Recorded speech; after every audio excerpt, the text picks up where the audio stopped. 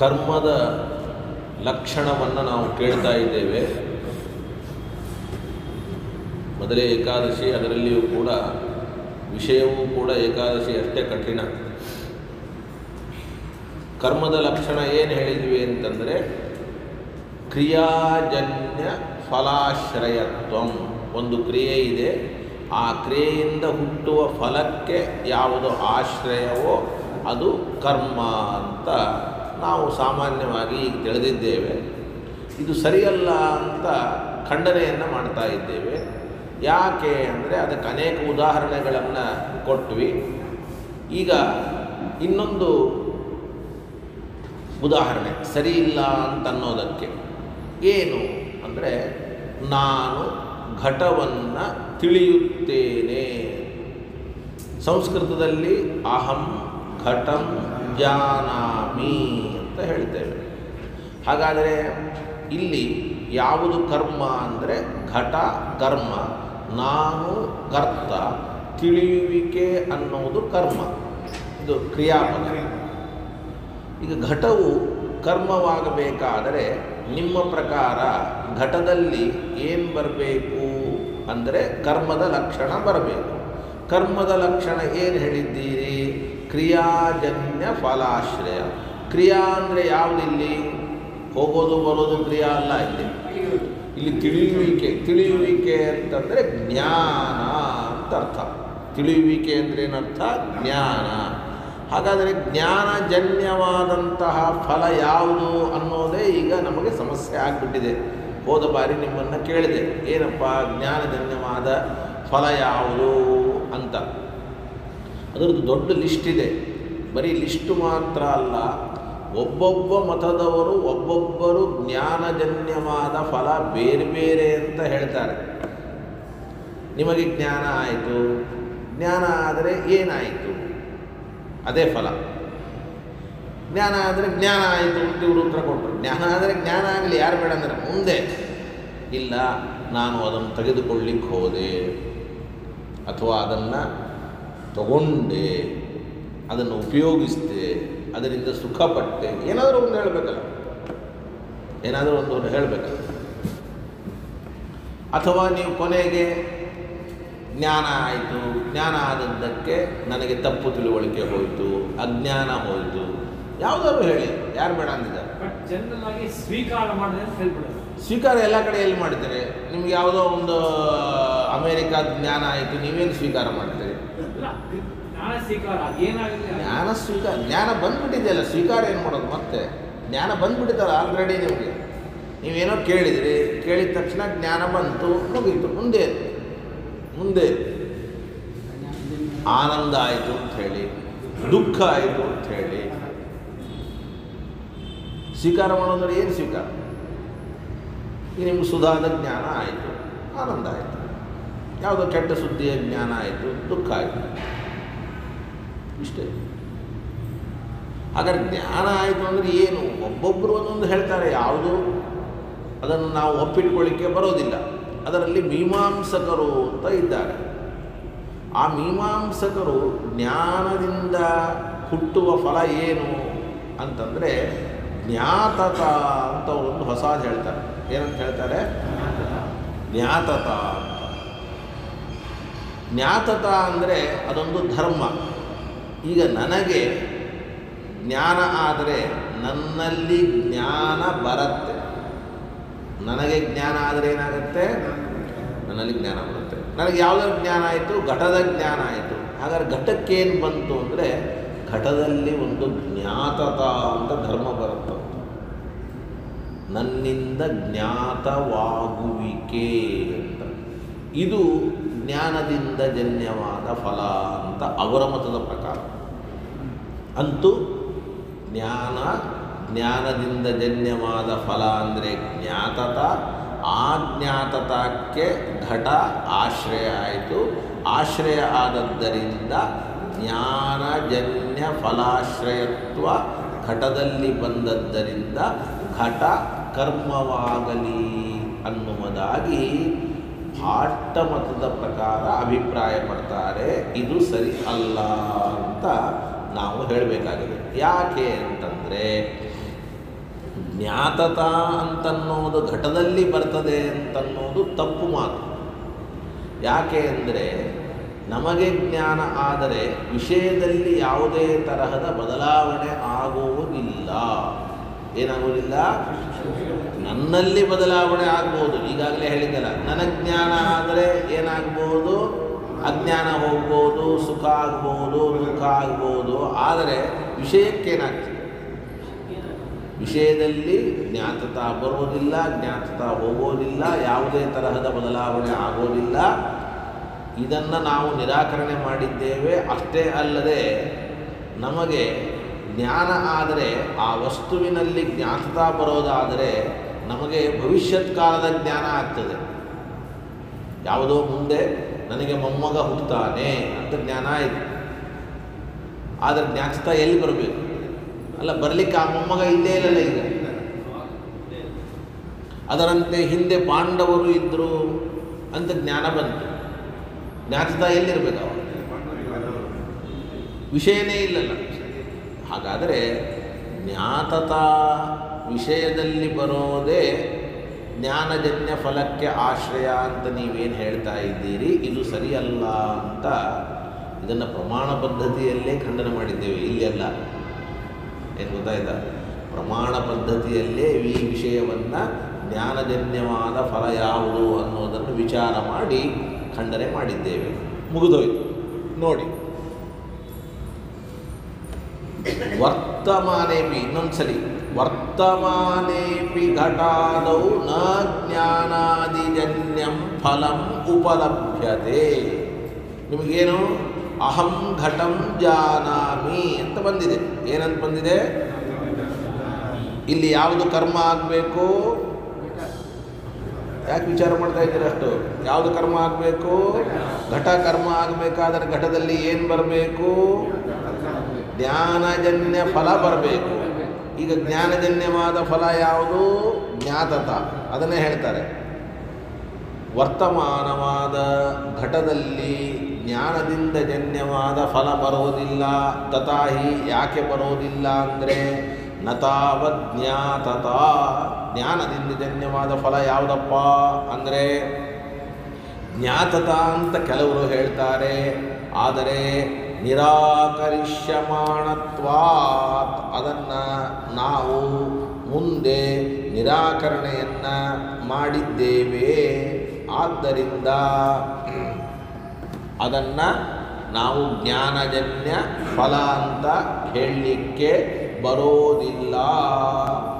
ನಿಮ್ಮ ಪ್ರಕಾರ ಒಂದು ವೇಳೆ, ಅಂದರೆ ಭಾಟ್ಟರ ಪ್ರಕಾರ, ಒಂದು ವೇಳೆ ಜ್ಞಾನಜನ್ಯವಾದ ಫಲ ಅಂದರೆ ಜ್ಞಾತತ. ಜ್ಞಾನಜನ್ಯವಾದ ಫಲ ಅಂದರೆ ಯಾವುದು? ಜ್ಞಾತತ ಅನ್ನೋದಾದರೆ ಇಚ್ಛಾದೀನಾಂ ತದಜನನಾಚ್ಚ ತದಜನಕತ್ವಾಚ್ಚ. ಈಗ ಇಚ್ಛಾ ಜ್ಞಾನ ಎರಡೂ ಕೂಡ ಒಂದೇ ತರಹ ಇದ್ದ ಹಾಗೆ.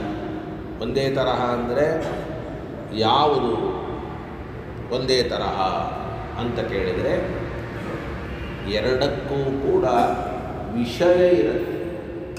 ಏನಿರುತ್ತೆ? ವಿಷಯ ಇರುತ್ತೆ. ಆ ವಿಷಯವನ್ನೇ ಕರ್ಮ ಅಂತೂ ಕೂಡ ವ್ಯವಹಾರವನ್ನು ಮಾಡ್ತೇವೆ. ನನಗೆ ಜ್ಞಾನ ಬಂತು ಅಂತ ಹೇಳ್ತೇನೆ. ಏನಂತ ಹೇಳ್ತೇನೆ? ನನಗೆ ಜ್ಞಾನ ಬಂತು. ನನಗೆ ಇಚ್ಛೆ ಬಂತು ಅಂತ ಹೇಳ್ತೇನೆ. ನನಗೆ ಜ್ಞಾನ ಬಂತು ಅಂದರೆ ಯಾವ ಜ್ಞಾನ ಬಂತು ಅಂತ ಪ್ರಶ್ನೆ ಬಂದೇ ಬರುತ್ತೆ. ನನಗೆ ಇಚ್ಛೆ ಬಂತು ಅಂದರೆ ಯಾವ ಇಚ್ಛೆ ಬಂತು ಅಂತ ಪ್ರಶ್ನೆ ಬಂದೇ ಬರುತ್ತೆ. ಈ ಅರ್ಥದಲ್ಲಿ ಜ್ಞಾನ ಮತ್ತು ಇಚ್ಛೆಗಳನ್ನು ಸಮಾನವಾದದ್ದು ಅಂತ ಕರೀತಾರೆ. ಏನಂತ ಕರೀತಾರೆ? ಸಮಾನವಾದದ್ದು. ಅಂದರೆ ಜ್ಞಾನವು ಸವಿಷಯಕ ಪದಾರ್ಥ, ಇಚ್ಛೆಯೂ ಕೂಡ ಸವಿಷಯಕ ಪದಾರ್ಥ. ಏನು ಹೇಳಿ? ಜ್ಞಾನವೂ ಕೂಡ ಸವಿಷಯಕ ಪದಾರ್ಥ, ಇಚ್ಛೆಯೂ ಕೂಡ ಸವಿಷಯಕವಾದಂತಹ ಪದಾರ್ಥ. ನಾವು ಇದನ್ನು ಯಾಕೆ ತಿಳಿದುಕೊಳ್ಬೇಕು ಅಂತಂದರೆ, ನಮಗೆ ಇಚ್ಛೆ ಬರುತ್ತೆ, ಘಟದ ಇಚ್ಛೆ. ಘಟದ ಇಚ್ಛೆ ಬಂದರೆ ಆ ಇಚ್ಛೆಯಿಂದ ಘಟದಲ್ಲಿ ಜ್ಞಾತತ ಅಂತನ್ನುವುದು ಉಂಟಾಗುವುದಿಲ್ಲ. ಘಟ ವಿಷಯಕವಾದ ಇಚ್ಛೆ ಬಂದಾಗ ಅಂದಮೇಲೆ ಆ ಇಚ್ಛೆಗೆ ಘಟ ಕರ್ಮ ಆಗಲಿಕ್ಕೆ ಹೇಗೆ ಸಾಧ್ಯ? ಘಟದಲ್ಲಿ ಕರ್ಮತ್ವ ಅಂತನ್ನುವಂಥದ್ದು ಬರೋದಿಲ್ಲ. ಏನು ಬರೋದಿಲ್ಲ? ಯಾಕೆ ಅಂತಂದರೆ, ನಿಮ್ಮ ಪ್ರಕಾರ ಅದೋಕ್ಷಿಜ ಮತ್ತೆ ಬರ್ತಾ ಇಲ್ಲ ನೋಡಿ.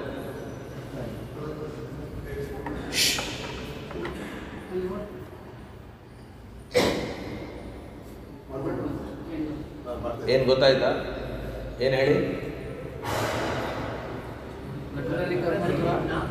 ಒಟ್ಟು ಜ್ಞಾತತ ಅನ್ನುವುದು ಕರ್ಮದಲ್ಲಿ ಅಥವಾ ವಿಷಯದಲ್ಲಿ ಬರಬೇಕಾದದ್ದು.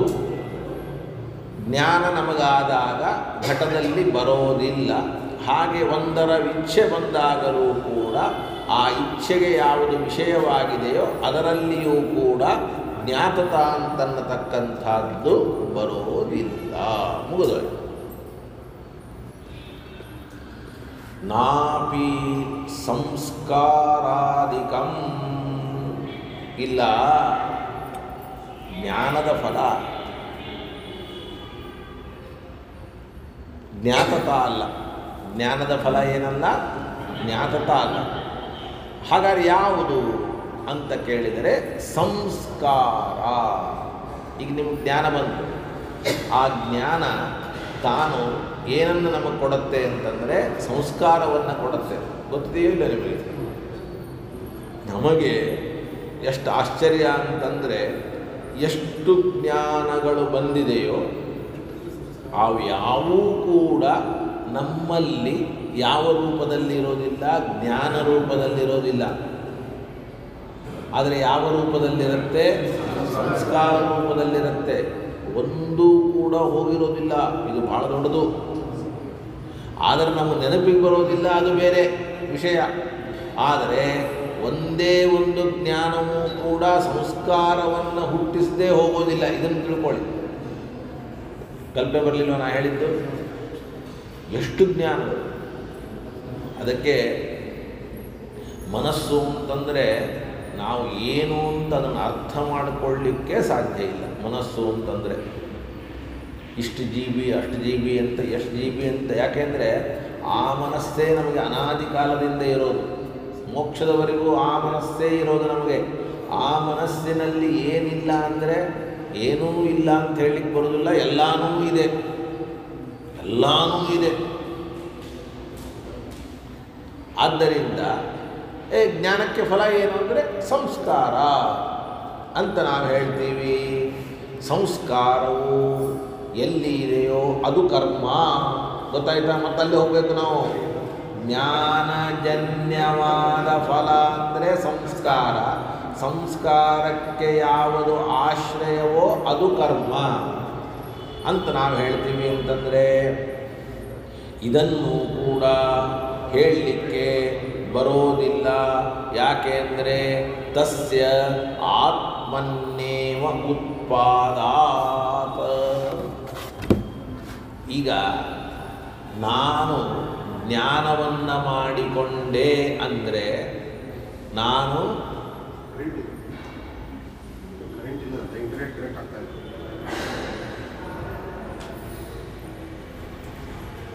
ನಾನು ಜ್ಞಾನವನ್ನು ಮಾಡಿಕೊಂಡೆ ಅಂದರೆ ಈಗ ಸಂಸ್ಕಾರ ಎಲ್ಲಿ ಬರುತ್ತೆ?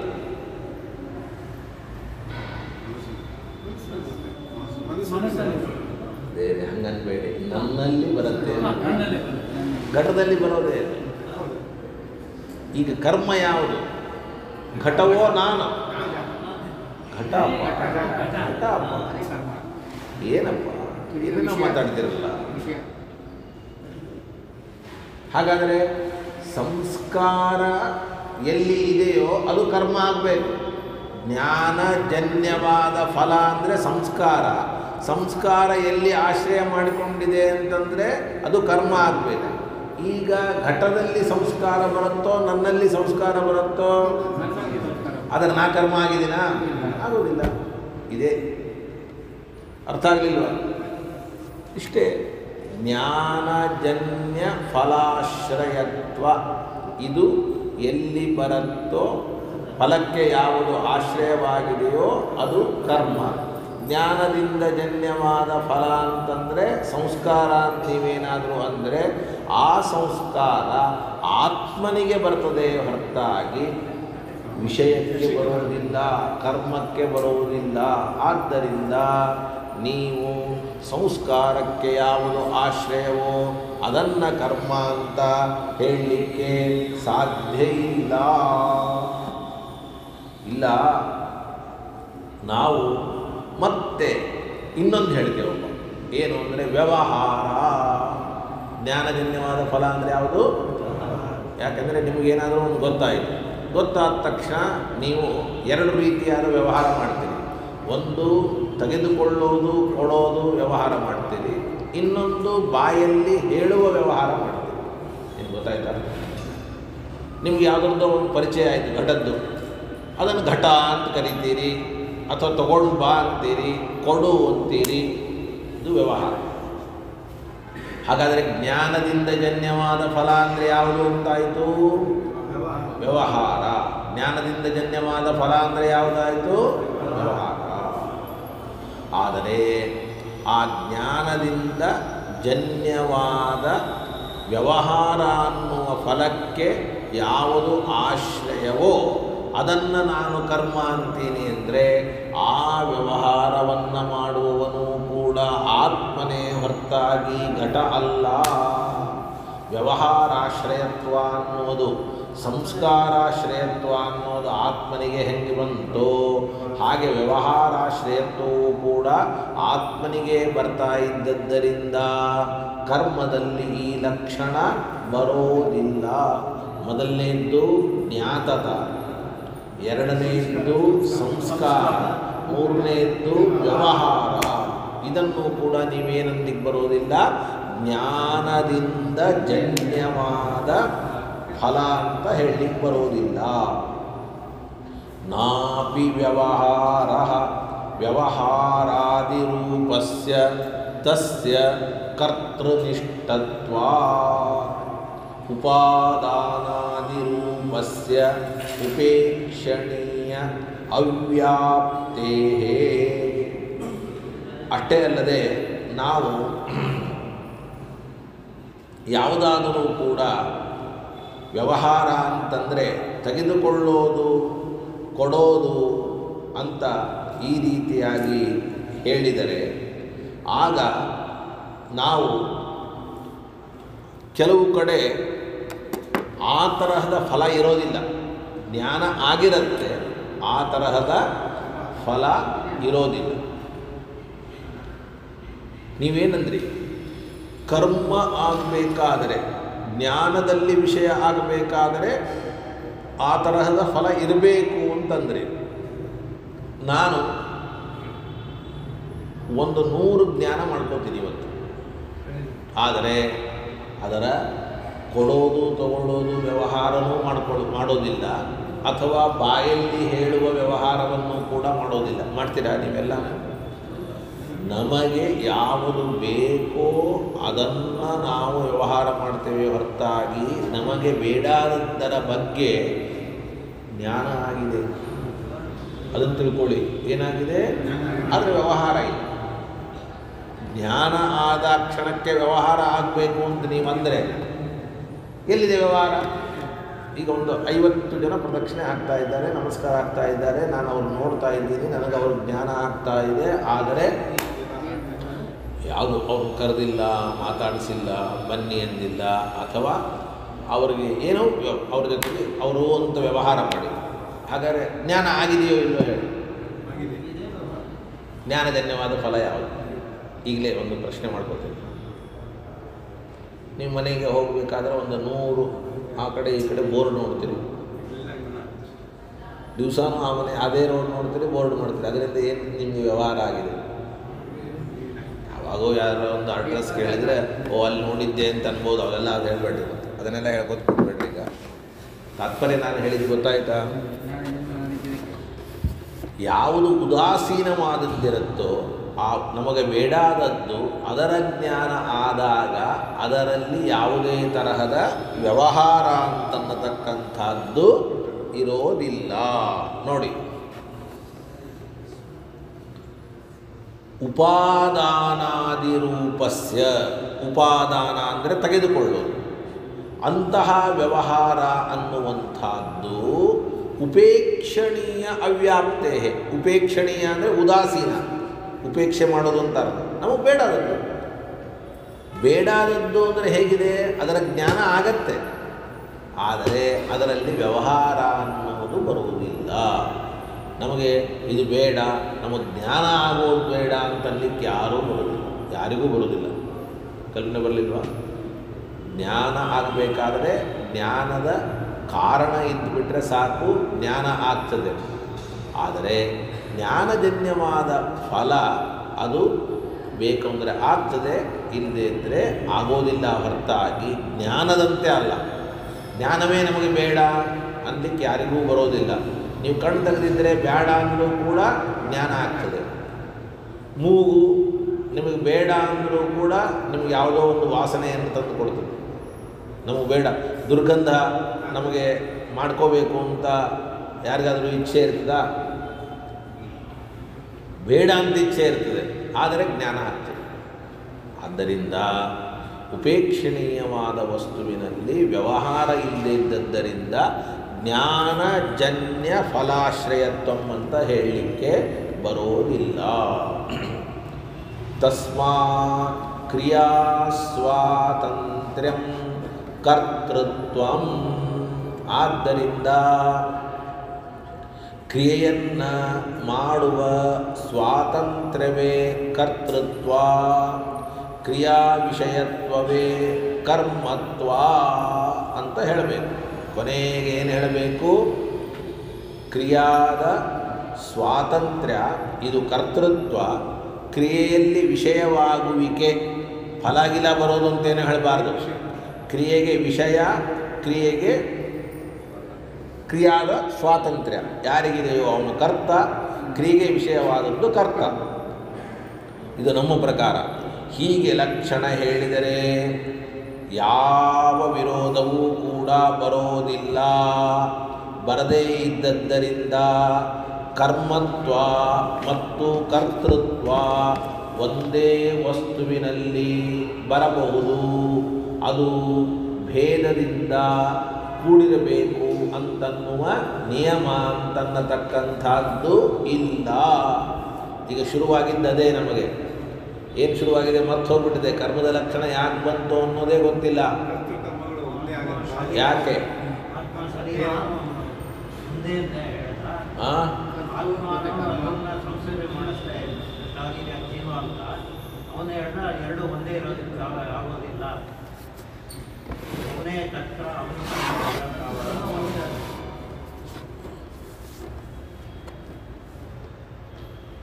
ನೋಡಿ, ತದ್ವಿಷಯತ್ವಂಚ ಕರ್ಮತ್ವಂ ಇತಿ ವಾಚ್ಯಂ ನಚೋ ತಯೋಃ ಕಮಪಿ ವಿರೋಧಂ ಪಶ್ಯಾಮಃ.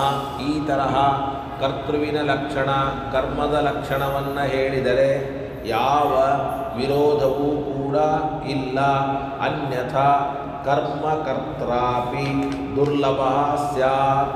ಹೀಗೆ ಹೇಳಲಿಲ್ಲ ಅಂತಂದರೆ ಕರ್ಮ ಕರ್ತ ಅನ್ನುವುದೇ ನಮಗೆ ಸಿಗಲಿಕ್ಕೆ ಸಾಧ್ಯ ಅಂತನ್ನತಕ್ಕಂಥದ್ದು ಇಲ್ಲ.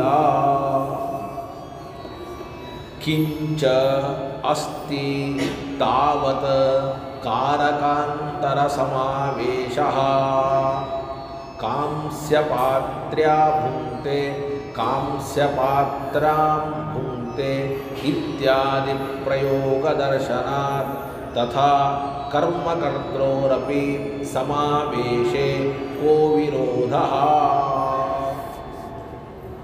ಈಗ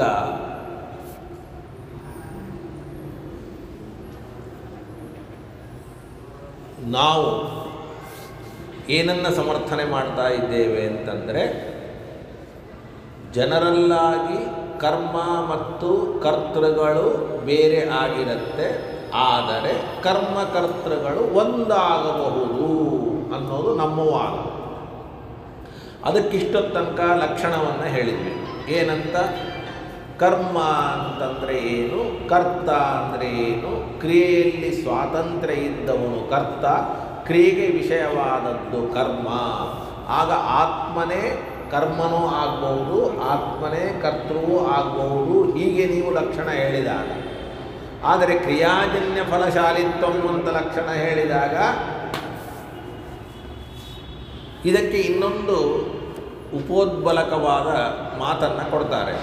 ಏನು ಮಾತು ಅಂತಂದರೆ, 7 ಕಾರಕಗಳು ಅಂತ ನಮ್ಮಲ್ಲಿವೆ. ಏನಂತಿವೆ?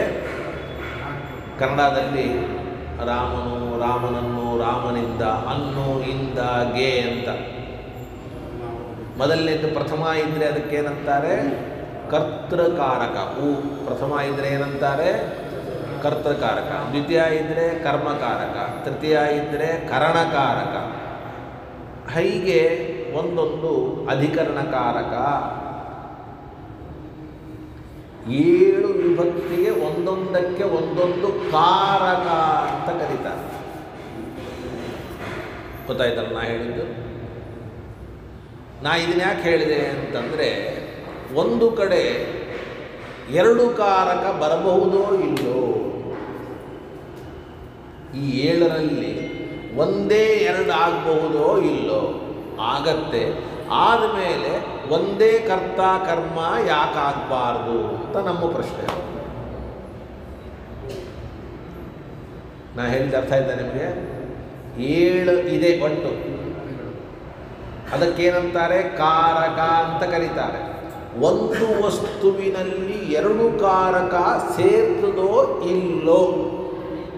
ಒಂದು ಕಾರಕ ಆಗಿಬಿಟ್ರೆ ಅದರಲ್ಲಿ ಇನ್ನೊಂದು ಕಾರಕ ಬರೋದೇ ಇಲ್ವಾ? ಹೇಗೆ ಬರ್ತದೆ ಅಂತಾದರೆ ಹಾಗಾದ್ರೆ ಕರ್ಮಕಾರಕ ಕರ್ತೃಕಾರಕ 2 ಒಂದೇ ಕಡೆ ಬರಲಿ, ಆತ್ಮನೇ ಕರ್ತ ಆಗಲಿ, ಆತ್ಮನೇ ಕರ್ಮ ಆಗಲಿ ಅಂತ. ಯಾಕೆ ಗೊತ್ತಾಗಲಿಲ್ಲ ರಾಮಮೂರ್ತಿ? ಏನು ವಿಚಾರ ಮಾಡ್ತಾ ಇದ್ದೀರಿ? ಇಷ್ಟಿದೆ. ಏನು ತೋರಿಸ್ತೀವಿ ಈಗ, ಒಂದೇ ಸೆಕೆಂಡ್ನಲ್ಲಿ ತೋರಿಸ್ತೀವಿ. ಕಾಂಸ್ಯ ಪಾತ್ರ್ಯಾಂ ಭುಂಕ್ತೆ, ಕಾಂಸ್ಯ ಪಾತ್ರ್ಯ ಭುಂಕ್ತೆ ಅಂತ. ಇಲ್ಲಿ ಒಬ್ಬ ವ್ಯಕ್ತಿ ಇದ್ದಾನೆ, ಅವನು ಕಂಚಿನ ಪಾತ್ರೆಯಲ್ಲಿ ಊಟ ಮಾಡ್ತಾನೆ ಅಂತ ಹೇಳಬೇಕಾಗಿದೆ. ಏನಂತ ಹೇಳಬೇಕಾಗಿದೆ? ಕಂಚಿನ ಪಾತ್ರೆಯಲ್ಲೇ ಊಟ ಮಾಡೋದು ಅವನು. ಆ ಕಂಚಿನ ಪಾತ್ರೆಯಲ್ಲಿ ಊಟ ಮಾಡ್ತಾನೆ ಅಂತ ಹೇಳುವಂತಹ ಸಂದರ್ಭದಲ್ಲಿ 2 ತರಹ ಹೇಳ್ತಾರೆ. ಒಂದು ನೋಡಿ, ತಪ್ಪಾಗೋದಿಲ್ಲ ಇದು. ಕಂಚಿನ ಪಾತ್ರೆಯಿಂದ ಊಟ ಮಾಡ್ತಾನೆ, ಕಂಚಿನ ಪಾತ್ರೆಯಲ್ಲಿ ಊಟ ಮಾಡ್ತಾನೆ ಅಂದರೆ ತೃತೀಯ ವಿಭಕ್ತಿಯನ್ನು ಹೇಳ್ಬೋದು, ಸಪ್ತಮಿ ವಿಭಕ್ತಿಯನ್ನು ಹೇಳ್ಬೋದು. ಏನು ಹೇಳ್ಬೋದು? ತೃತೀಯ ವಿಭಕ್ತಿ ಹೇಳಿದರೆ ಕರಣಕಾರಕ, ಕರಣ ಅಂತ ಕಾರಕ. ಸಪ್ತಮಿ ವಿಭಕ್ತಿಯನ್ನು ಹೇಳಿದರೆ ಯಾವ ಕಾರಕ? ಅಧಿಕರಣಕಾರಕ ಅಂತ ಕರೀತಾರೆ. ಅದಕ್ಕೆ ಏನಂತ ಕರೀತಾರೆ? ಇಂದ ಅಂತ ಬಂದರೆ ಕರಣ, ಅಲ್ಲಿ ಅಂದರೆ ಅಧಿಕರಣ. ಬರಲಿಲ್ವಾ? ಗೊತ್ತಾಗಲಿಲ್ವಾ? ನಾನು ಕಣ್ಣಿನಿಂದ ನೋಡುತ್ತೇನೆ ಅಂದರೆ ಕಣ್ಣಿನಿಂದ ಅಂದರೆ ಏನದು? ಕರಣ.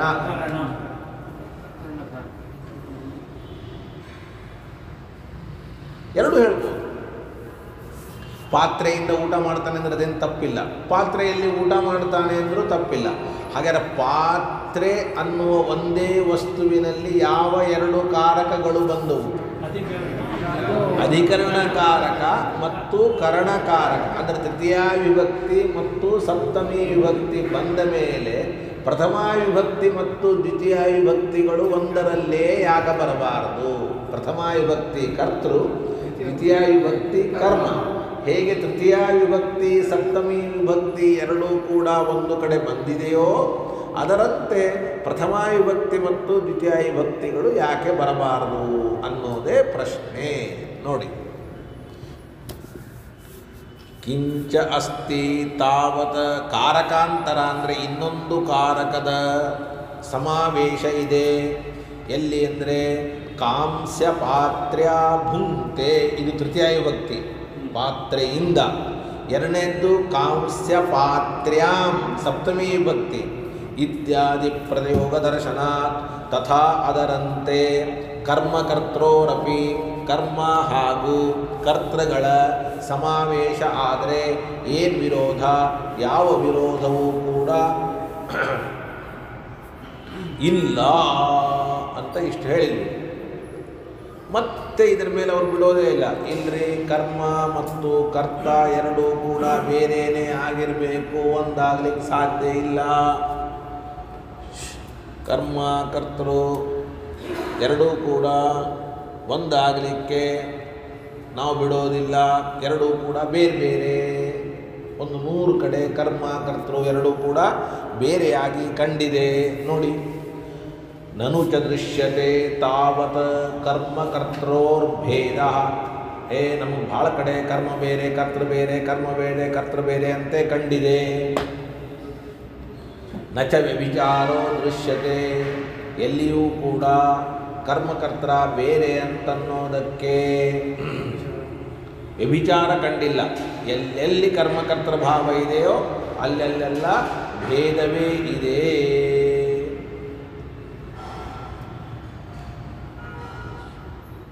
ತೇನ ವ್ಯಾಪ್ತಿ ನಿಶ್ಚಯ ಯತ್ರ ಯತ್ರ ಕರ್ಮಕರ್ತೃಭಾವ ತತ್ರ ತತ್ರ ಭೇದ. ಯತ್ರ ಯತ್ರ ಧೂಮಃ ತತ್ರ ತತ್ರ ವನ್ನಿ ಅಂತೋ ಹಾಗೆ ಯತ್ರ ಯತ್ರ ಕರ್ಮಕರ್ತೃಭಾವ ತತ್ರ ತತ್ರ ಭೇದ. ಮುಗಿದೋಯ್ತು, ಅದರಲ್ಲಿ ಎರಡನೇ ಮಾತೇ ಇಲ್ಲ ಅಂತ ಇಷ್ಟು ಗಟ್ಟಿ ಮಾಡಿದರು. ಅದಕ್ಕೆ ನಾವು ಮೈವಂ ಅಂತ ಉತ್ತರ ಕೊಡ್ತಾ ಇದ್ದೀವಿ. ಏನಂತ ಕೊಡ್ತಾ ಇದ್ದೀವಿ? ಮೈವಂ ಅಂತ ಉತ್ತರವನ್ನು ಕೊಡ್ತಾ ಇದ್ದೇವೆ. ಏ ಶುಕ, ಕೊಡು, ಸಣ್ಣ ಕೊಡು. ಎಲ್ಲಿದೆ ಸಣ್ಣ ಕೊಡ? ಸಣ್ಣ ಕೊಡ ಎಲ್ಲದ? ಕೊಡ್ತೀನಿ ಅಂತ ಹೇಳ ಅವಂಗ. ಈಗ ಕಂಚಿನ ಪಾತ್ರೆ ಉದಾಹರಣೆ, ಕಂಚಿನ ಪಾತ್ರೆ ಅಂತ ಉದಾಹರಣೆ ಅಲ್ಲ. ನೀವು ಸ್ಟೀಲಿನ ಪಾತ್ರೆಯನ್ನು ತಗೊಳ್ಳಿ, ಬಂಗಾರದ ಪಾತ್ರೆ ಅಂತ ಯಾವ್ದು ಬೇಕಾದ್ರೆ ತಗೊಳ್ಳಿ. ಅದರಲ್ಲಿ 3 ತೃತೀಯ ಸಪ್ತಮಿ ವಿಭಕ್ತಿ ಒಟ್ಟಿಗೆ ಬಂತು ಅಂತ ಹೇಳಿದ್ರು. ಈಗ ಪ್ರಥಮ ದ್ವಿತೀಯ ಬರೋದಕ್ಕೆ ಹಿಂದೆ ಹೇಳಿದರು, ನನ್ನನ್ನು ನಾನೇ ತಿಳಿತೇನೆ ಅಷ್ಟೇ. ಒಟ್ಟು ಎರಡು ಬರಬಾರ್ದು ಅಂತಿಲ್ಲ, ಅನ್ನೋದಕ್ಕೆ ಇದು ಉದಾಹರಣೆ ಅಷ್ಟೇ. ಯಾವೆರಡು ಬೇಕಾದ್ರೆ ಬರ್ಕೊಳ್ಳಿ, ಪ್ರಥಮ ದ್ವಿತೀಯ ಬರ್ಕೊಳ್ಳಿ, ತೃತೀಯ ಸಪ್ತಮಿ ಬರ್ಕೊಳ್ಳಿ, ಪಂಚಮಿ ಷಷ್ಠಿ ಬರ್ಕೊಳ್ಳಿ, ಯಾವ್ದು ಬಂದ್ರೆ ನಮಗೇನು. ವ್ಯಾಪ್ತಿ ಸರಿ ಇಲ್ಲ. ಪಾತ್ರೆಯಿಂದ ಊಟ ಮಾಡ್ತೀನಿ, ಪಾತ್ರೆಯಲ್ಲಿ ಊಟ ಮಾಡ್ತೀನಿ, ವ್ಯವಹಾರ ಇದೆ ಅಲ್ಲಿ, ಆ ತರಹ ಪ್ರಯೋಗ ಇದೆ ಶಾಸ್ತ್ರದಲ್ಲಿ.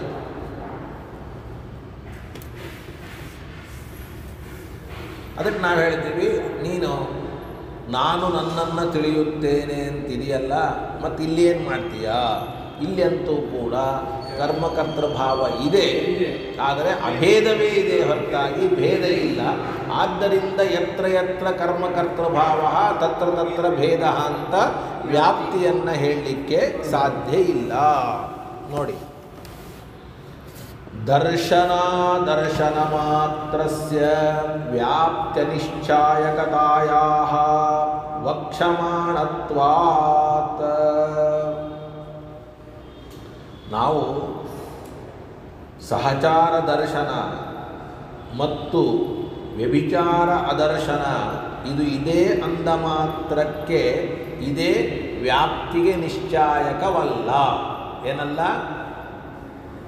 ನೋಡಿ, ಒಂದಕ್ಕೆ ವ್ಯಾಪ್ತಿಯನ್ನು ಹೇಳಬೇಕಾದರೆ ಎರಡೂ ಕೂಡಿ ಇರುವಿಕೆ, ಬಿಟ್ಟಿಲ್ಲದೆ ಇರುವಿಕೆ. ಏನು? ಎರಡೂ ಕೂಡಿ ಇರುವಿಕೆ, ಬಿಟ್ಟಿಲ್ಲದೆ ಇರುವಿಕೆ. ಎರಡೂ ನಿಮ್ಗೆ ಒಂದೇ ಅನ್ನಿಸ್ತದೆ, ಒಂದೇ ಅಲ್ಲ. ಇರಲಿ, ಇದಷ್ಟೇ ನಾವು ನಿಶ್ಚಾಯಕ ಅಲ್ಲ ಅಂತ ಮುಂದೆ ಹೇಳುವವರು ಇದ್ದೇವೆ. ವ್ಯಭಿಚಾರ ಇಲ್ಲ ಅಂತೂ ಹೇಳಬೇಡಿ. ಎಲ್ಲಿ ವ್ಯಭಿಚಾರ ಕಂಡಿದೆ ಅಂತಂದರೆ ನ ಚ ವ್ಯಭಿಚಾರ ಅದರ್ಶನಮಪಿ ವ್ಯಭಿಚಾರ ಕಂಡೇ ಇಲ್ಲ ಅಂತ ಹೇಳಬೇಡಿ. ಮಾಮಹಂ ಜಾನಾಮಿ ಇತಿ ತದ್ದರ್ಶನ. ಏನು? ಮಾಂ ಅಹಂ ಜಾನಾಮಿ ಇತಿ ತದ್ದರ್ಶನ.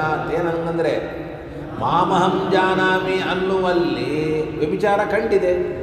ತದ್ದರ್ಶನ ಅಂತಂದರೆ ವ್ಯಭಿಚಾರ ಕಂಡಿದೆ. ಯಾಕೆಂದರೆ ಅಲ್ಲಿ ಕರ್ಮಕರ್ತೃಭಾವ ಇದೆ, ಆದರೆ ಅಭೇದವೇ ಇದೆ ಹೊರತಾಗಿ ಭೇದ ಅಂತನ್ನತಕ್ಕಂಥದ್ದು ಇಲ್ಲ. ಅನ್ಯಥಾ ಆತ್ಮಸಾಕ್ಷಾತ್ಕಾರ ಅನುಪಪತ್ತಿ ಪ್ರಸಂಗ. ಎಲ್ಲದ ಮಡಿಲೇನ ಕೊಡು, ಮತ್ತು ಅವ್ನು ಕೊಡು. ಅವನೇನು ಸ್ನಾನ ಮಾಡಿದ್ದ ಇಲ್ಲೋ? ಮಾಡಬೇಡ, ಕೊಡ್ತೀನಿ ಅಂತ ಹೇಳು. ಏನು ಗೊತ್ತಾಯ್ತಾ? ಇಲ್ರಿ ಮಾಮಹಂ ಜಾನಾಮಿ ಅಂತಿಲ್ಲೇ ಇಲ್ಲ ಅಂತಂತೀನಿ ಅಂತಂದರೆ, ಮಾಮಹಂ ಜಾನಾಮಿ ಅನ್ನೋದಿಲ್ಲ ಅಂದರೆ ಗೋವಿಂದ. ಯಾಕೆ ಅಂತಂದರೆ ಅದಕ್ಕೇನು ಕರೀತಾರೆ ಅಂದರೆ ಅದೇ ಆತ್ಮ ಸಾಕ್ಷಾತ್ಕಾರ ಅಂತ ಕರೀತಾರೆ. ಈಗ ನಾನು ನನ್ನನ್ನು ತಿಳಿದಿದ್ದೇನೆ ಅಂತ ನಿಮಗೆ ಬಂದಿದ್ದರೆ ತಪ್ಪು. ಬಂದಿದೆಯಾ ನಿಮಗೆ? ಬಂದಿದೆಯಾ? ಇಲ್ಲ ಅಂದ್ರೇನು? ನಾನು ನನ್ನನ್ನು ತಿಳಿದಿದ್ದೇನೆ ಅಂದರೆ ನಾನು ನೀವಲ್ಲ ಅಂತ ನನಗೆ ಗೊತ್ತು, ನಾನು ಅಂತ ಗೊತ್ತು. ಅಷ್ಟು ಮಾತ್ರಕ್ಕೆ ನಾನು ನನ್ನನ್ನು ತಿಳಿದಿದ್ದೇನೆ ಅಂದರೆ ಉಪಯೋಗ ಇಲ್ಲ. ನಿನ್ನ ಸ್ವರೂಪ, ನಿನ್ನ ಯೋಗ್ಯತೆ ಏನು ಅಂತ ನನಗಂತೂ ಗೊತ್ತಾಗಿಲ್ಲ, ನಿಮ್ಗೆ ಗೊತ್ತಾಗಿದ್ದರೆ ಗೊತ್ತಿಲ್ಲ. ಆವಾಗ ಬರೋದಿದು, ಈಗಲ್ಲ. ಈಗ ಬರಲಿ, ಈಗ ಜನರಲ್ಲ, ಸುಮ್ಮನೆ ಸಾಮಾನ್ಯ.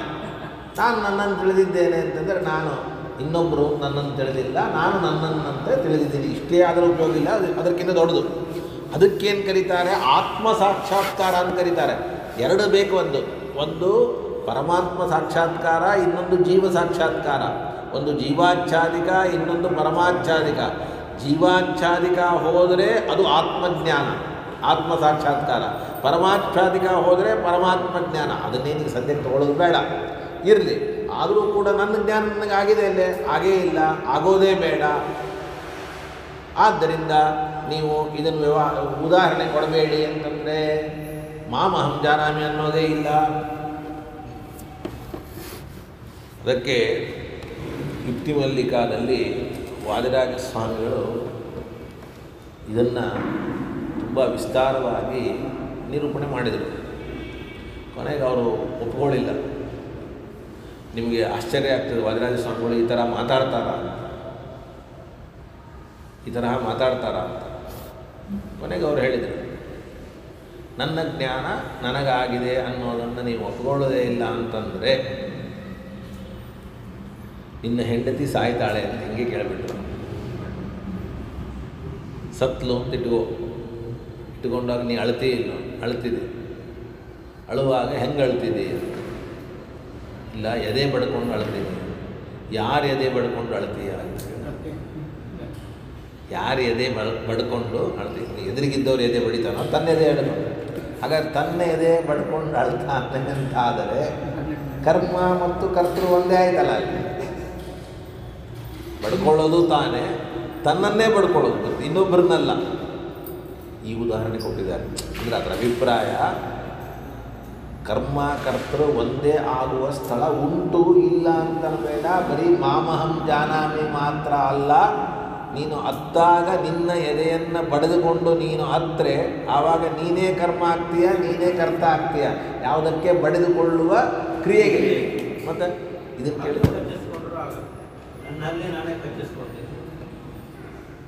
ಏನು ಗೊತ್ತಾಯ್ತಾ? ಹೀಗೆ ಈ ಉದಾಹರಣೆಯನ್ನು ಕೊಟ್ಟಿದ್ದಾರೆ ನೋಡಿ. ಮಾಮಹಂ ಜಾನಾಮೀತಿ ತದ್ದರ್ಶನಾತ್ ಅನ್ಯಥಾ ಸಾಕ್ಷಾತ್ಕಾರ ಅನುಪಪತ್ತಿ ಪ್ರಸಂಗಾತ್. ಇಲ್ಲಿ ಅಂತಂದರೆ ಸಾಕ್ಷಾತ್ಕಾರವೇ ಇಲ್ಲದೆ ಹೋಗಬೇಕಾಗ್ತದೆ. ನ ಚ ನಿತ್ಯಾನುಮೇಯ ಏವ ಆತ್ಮ ಸಾಕ್ಷಾತ್ಕಾರಸ್ಯ ಅಪನ್ಹೋತು ಅಶಕ್ಯತ್ವಾತ್. ಅವರು ಇಲ್ಲೇ ಇಲ್ಲ ಅಂತ ಸಮರ್ಥನೆಯನ್ನು ಮಾಡ್ತಾರೆ. ಇಲ್ಲ, ಆತ್ಮ ಸಾಕ್ಷಾತ್ಕಾರಕ್ಕೆ ಆತ್ಮ ವಿಷಯನೇ ಅಲ್ಲ. ಯಾಕೆ ಅಂದರೆ ಸಾಂಖ್ಯರು ಮತ್ತು ಬೌದ್ಧರು ಇವರ ಪ್ರಕಾರ ಅನುಮಾನಕ್ಕೆ ಮಾತ್ರ ವಿಷಯ ಆತ್ಮ. ಆತ್ಮ ಯಾವುದಕ್ಕೆ ವಿಷಯ?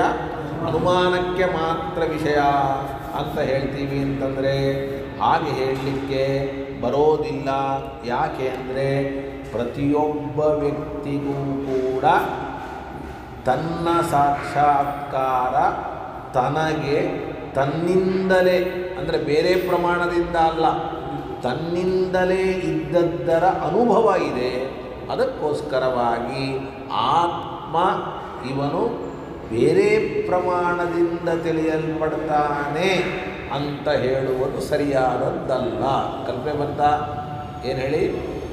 ಆತ್ಮನ ಸಾಕ್ಷಾತ್ಕಾರ ಅಂದರೆ ತನ್ನ ಸಾಕ್ಷಾತ್ಕಾರ ತನಗೆ ಯಾವುದರಿಂದ?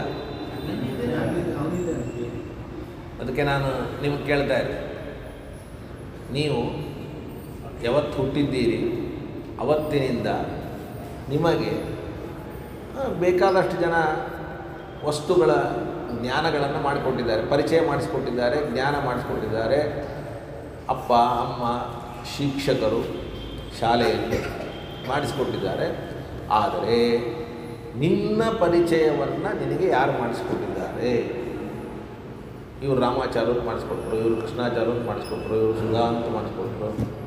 ಅದನ್ನು ನೀನು ಅಂತ ಯಾರಾದರೂ ಮಾಡಿಸ್ಕೊಟ್ಟಿದ್ದಾರೆ ಹುಟ್ಟಿದಾಗಿದ್ದನ? ಅಂದರೆ ಆತ್ಮ ಸಾಕ್ಷಾತ್ಕಾರ, ಆತ್ಮನ ಜ್ಞಾನ ಅದನ್ನು ಅವನಿಂದಲೇ ಅವನಿಗೆ ಆಗಿದೆ ಹೊರತಾಗಿ ಇನ್ನೊಂದು ಪ್ರಮಾಣದಿಂದ ಆಗಿಲ್ಲ. ಆಗಿದೆಯೇ ಹೇಳಿ? ಯಾವ ಪ್ರಮಾಣ ಹೇಳಿ? ಏನು ಪ್ರತ್ಯಕ್ಷದಿಂದ ಆಗಿದೆಯೋ? ಇರೋದೇ ಮೂರು, ಮತ್ತೆ ಅನುಮಾನ, ಆಗಮ.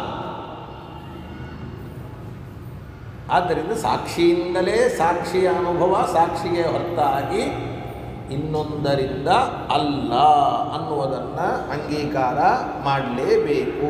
ಅದನ್ನೇ ಏನಂತ ಹೇಳಿದ್ದಾರೆ? ಸಾಕ್ಷಾತ್ಕಾರಸ್ಯ ಅಪನ್ನೋತು ಅಶಕ್ಯತ್ವ. ಆತ್ಮನ ಸಾಕ್ಷಾತ್ಕಾರವನ್ನು ಇಲ್ಲ ಅಂತ ನಿರಾಕರಣೆಯನ್ನು ಮಾಡಲಿಕ್ಕೆ ಸಾಧ್ಯವೇ ಇಲ್ಲ. ಇದಾದ ಮೇಲೆ ವೈಶೇಷಿಕರು ಕಶ್ಚಿದಾಹ ಅಂತಂತಾರೆ. ಅವರೇನು ಹೇಳ್ತಾರೆ ಅಂದರೆ ಮಾನಸ ಪ್ರತ್ಯಕ್ಷ ಅವಸೇಯ ಅಯಂ ಆತ್ಮ ಅಂತ. ಆತ್ಮ ಇವನು ಮಾನಸ ಪ್ರತ್ಯಕ್ಷಕ್ಕೆ ವಿಷಯ. ಆದರೂ ಕೂಡ ಆತ್ಮನಿಗೆ ಈ ಪ್ರತ್ಯಕ್ಷದಲ್ಲಿ ಕರ್ತೃತ್ವ ಮಾತ್ರ ಇದೆ, ಕರ್ಮತ್ವ ಇಲ್ಲ. ಮತ್ತೆ ಜಗಳ.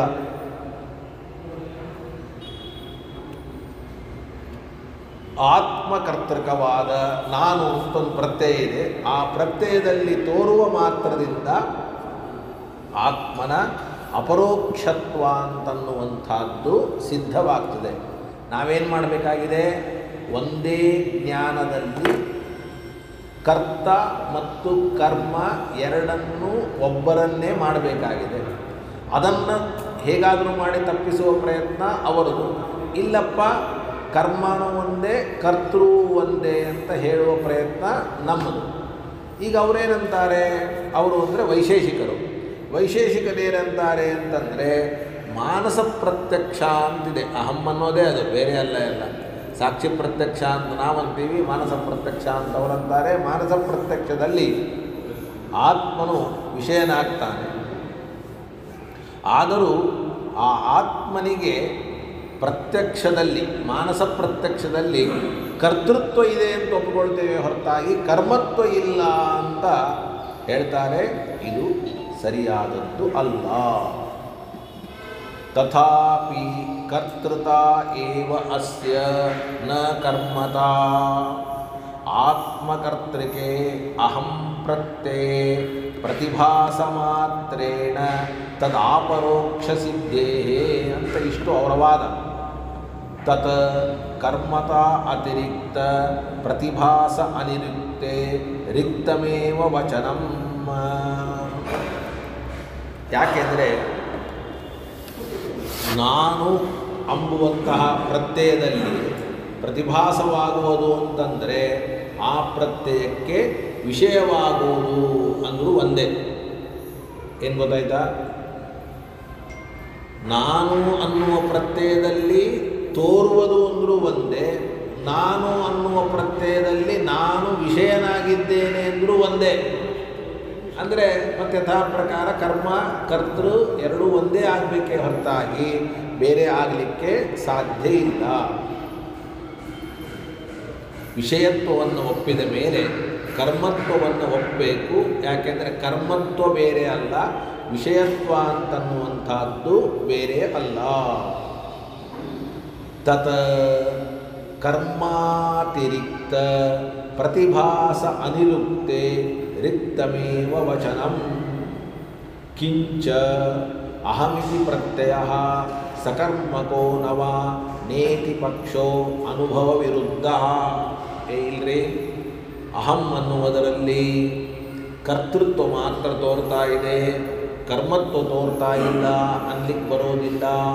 ಯಾಕೆ ಅಂತಂದರೆ ನಾವು ಕೇಳ್ತೇವೆ, ಯಾವುದೇ ಒಂದು ಜ್ಞಾನ, ಯಾವುದೇ ಒಂದು ಪ್ರತ್ಯಯ ಬಂದರೆ ಮೊದಲು ನಿಮಗೆ ಪ್ರಶ್ನೆಯನ್ನು ಮಾಡ್ತೇವೆ. ಏನು ಪ್ರಶ್ನೆ ಮಾಡ್ತೇವೆ ಅಂತಂದರೆ, ಆ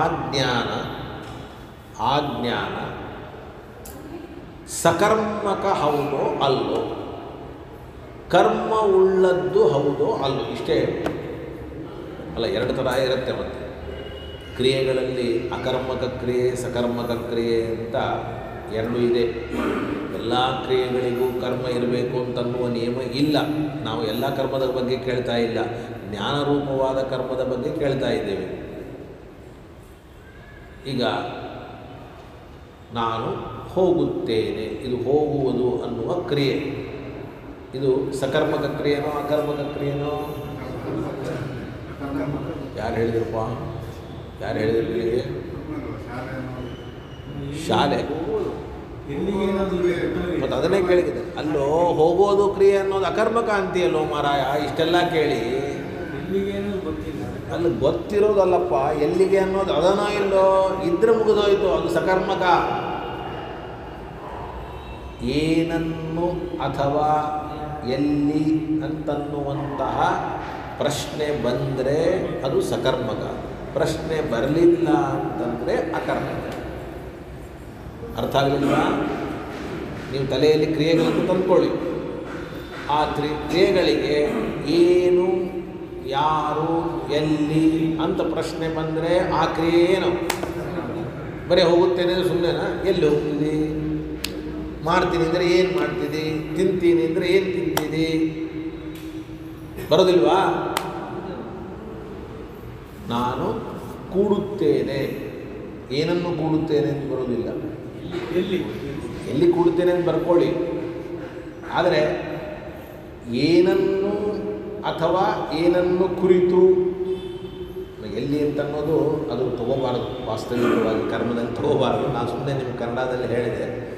ಏನನ್ನು ಅಂತ ದ್ವಿತೀಯ ವಿಭಕ್ತಿಯ ಪ್ರಶ್ನೆ ಬರಬೇಕು. ಏನು ಬರಬೇಕು ಅಂದರೆ ಆ ಕ್ರಿಯೆ ಕರ್ಮ ಉಳ್ಳದ್ದು ಅಂತ ಅರ್ಥ. ಗೊತ್ತಾಯ್ತಾ ನಾನು ಹೇಳಿದ್ದು? ಈಗ ನಾನು ಜ್ಞಾನವನ್ನು ಮಾಡಿಕೊಂಡೆ, ಅಹಂ ಜಾನಾಮಿ. ಹಾಗಾದ್ರೆ ಅಹಂ ಜಾನಾಮಿ ಅನ್ನುವಂಥದ್ದು ಸಕರ್ಮಕ ಕ್ರಿಯೆನೋ ಅಕರ್ಮಕ ಕ್ರಿಯೆನೋ? ಜಾನಾಮಿ ಅನ್ನೋದು ಇಷ್ಟೇ ತಲೆ ಕೆಡಿಸ್ಕೋಬೇಕು, ಸಕರ್ಮಕಪ್ಪ. ಮತ್ತೆ ಬರೀ ಜ್ಞಾನ ಮಾಡಿಕೊಂಡೆ ಅಂದರೆ ಏನನ್ನು ತಿಳಿದುಕೊಂಡೆ ಅಂತ ಕೇಳ್ತಾರೋ ಇಲ್ಲೋ? ಬರೀ ತಿಳಿದುಕೊಂಡೆ ಅಂತ ಇಷ್ಟಕ್ಕೆ ಕೂತ್ಕೊಂಡ್ಬಿಟ್ರ? ಹಾಗಾದ್ರೆ ಏನನ್ನು ಅನ್ನುವ ಪ್ರಶ್ನೆ ಯಾವ ಕ್ರಿಯೆಗೆ ಬರುತ್ತೋ ಅದು ಸಕರ್ಮಕ, ಏನನ್ನು ಅನ್ನೋ ಪ್ರಶ್ನೆ ಬರದೇ ಇದ್ದರೆ ಅದು ಅಕರ್ಮಕ. ಇಷ್ಟು ಜನರಲ್ ಆಗಿ ತಿಳ್ಕೊಳ್ಳಿ. ಯಾಕೇನದು ಏನಲ್ಲ, ಅಲ್ಲ ಇಲ್ಲ ಇಲ್ಲಿಲ್ಲೋ ಮರ ಏನದ ಅಲ್ಲ, ಇದ್ರಾಗ ಇರೋದೇ ಇಷ್ಟದ. ಬೇಕಾದಷ್ಟು ಕ್ರಿಯೆಗಳವ, ಕರ್ಮ ಇಲ್ಲದೆ ಇರುವ ಕ್ರಿಯೆಗಳು ಬೇಕಾದಷ್ಟವ. ಎಲ್ಲಾನು ಸಕರ್ಮಕ ಕ್ರಿಯೆ ಅಲ್ಲ. ಅಕರ್ಮಕ ಕ್ರಿಯೆಗಳು ಸಕರ್ಮಕ ಕ್ರಿಯೆಗಳು ಅಂತ ಎರಡು ತರಹದ ಕ್ರಿಯೆಗಳಿವೆ. ಅದಕ್ಕೆ ಹೇಳಿದೆ ನಿಲ್ಲುತ್ತೇನೆ ಏನನ್ನು ನಿಲ್ಲುತ್ತೇನೆ ಅಂತಿಲ್ಲ, ಕೂಡುತ್ತೇನೆ ಏನನ್ನು ಕೂಡುತ್ತೇನೆ ಅಂತಿಲ್ಲ. ಉಪವಿಶತಿ, ತಿಷ್ಠತಿ ಇವೆಲ್ಲವೂ ಕೂಡ ಅಕರ್ಮಕ ಕ್ರಿಯೆನೇ, ಸಕರ್ಮಕ ಕ್ರಿಯೆ ಅಲ್ಲ. ಖಾದತಿ, ವದತಿ, ಜಾನಾತಿ ಇವೆಲ್ಲವೂ ಕೂಡ ಸಕರ್ಮಕ. ಇಷ್ಟೇ.